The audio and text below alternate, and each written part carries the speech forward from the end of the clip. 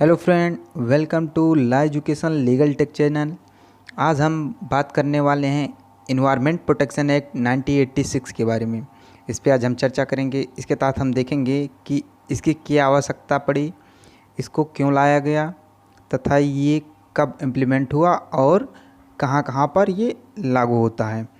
तो चैनल को सब्सक्राइब करें और वीडियो को ज़्यादा से ज़्यादा शेयर करें और वीडियो को पूरा देखें। तो इसी के साथ शुरू करते हैं लेक्चर को।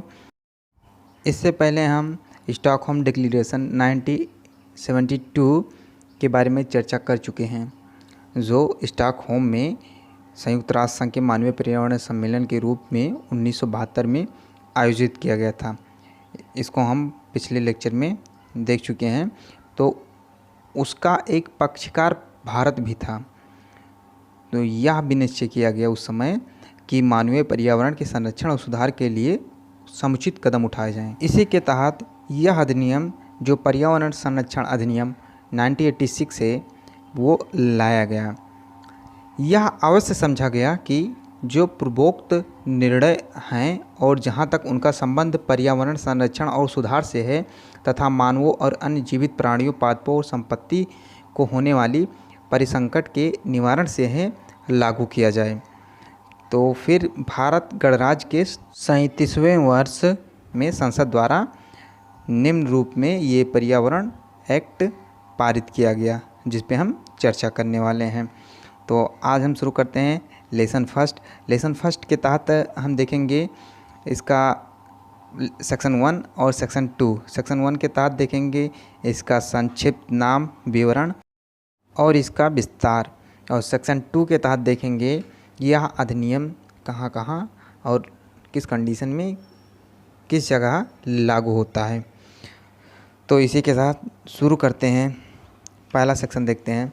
सेक्शन फर्स्ट कहता है short title, extent and commencement. This act may be called the environment protection act 1986।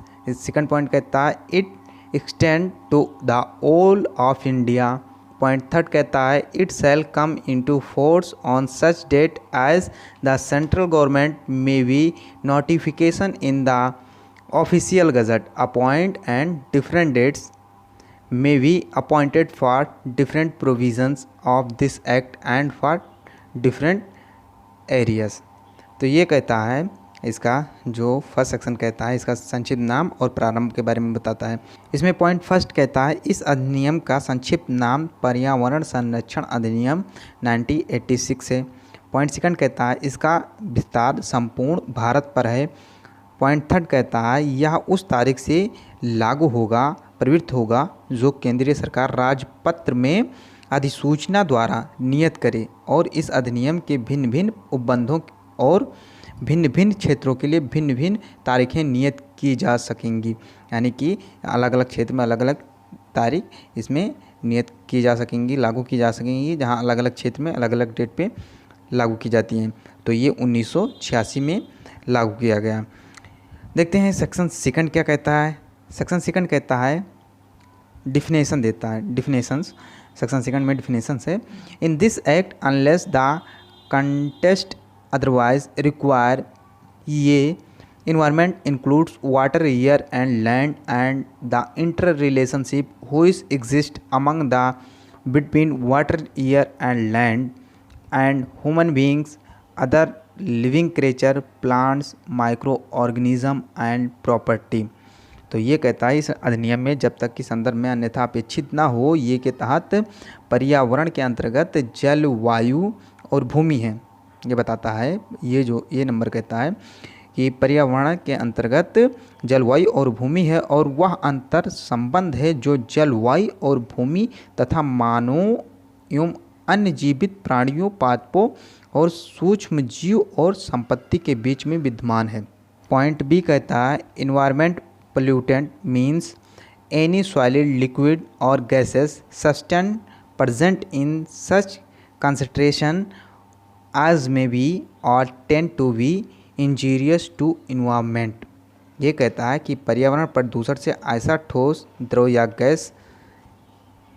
या गैसीय पदार्थ अभिप्रेत है जो ऐसी सांद्रता में विद्यमान है जो पर्यावरण के लिए हानिकारक हो सकता है या जिसका हानिकारक होना या क्षतिकारक होना संभव है।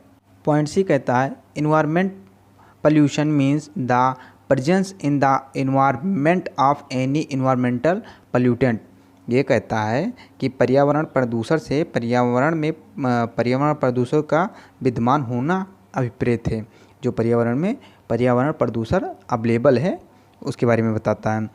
पॉइंट डी कहता है handling in relation to any substance means the manufacture processing treatment packages storage transportation use collection distraction conversion offering for sale transfer or the like of such substance.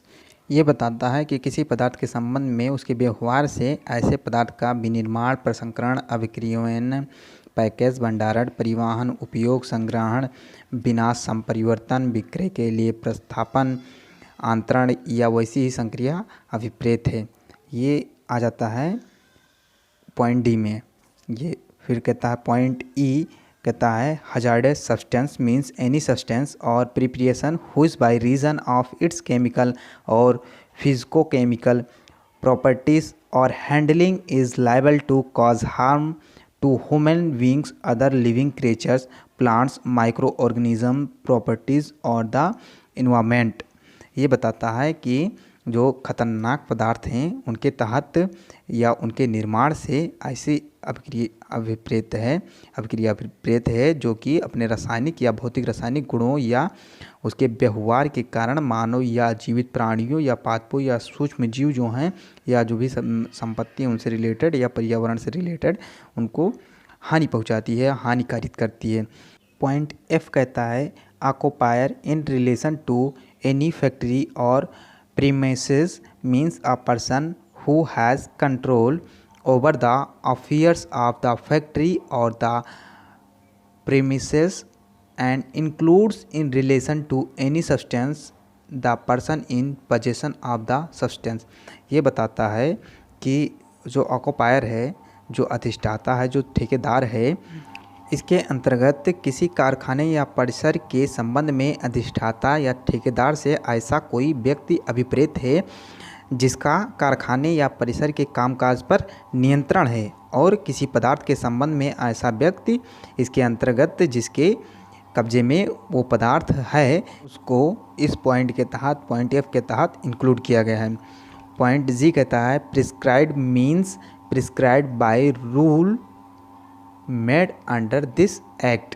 ये कहता है कि जो यहाँ पर नियत किया गया है, विहित किया गया है रूल, वो इसी रूल के तहत विहित होगा, यानी इसी रूल के तहत इसी नियम के तहत ये लागू होगा। ये यहाँ पर बताया गया है। Prescribed means prescribed by rules made under this act. इसी एक्ट के तहत और यहाँ पे रूल बनाए जाएंगे, नियम बनाए जाएंगे, वही ये यहाँ पे विहित होगा। यहाँ पर लेसन 1 कंप्लीट होता है।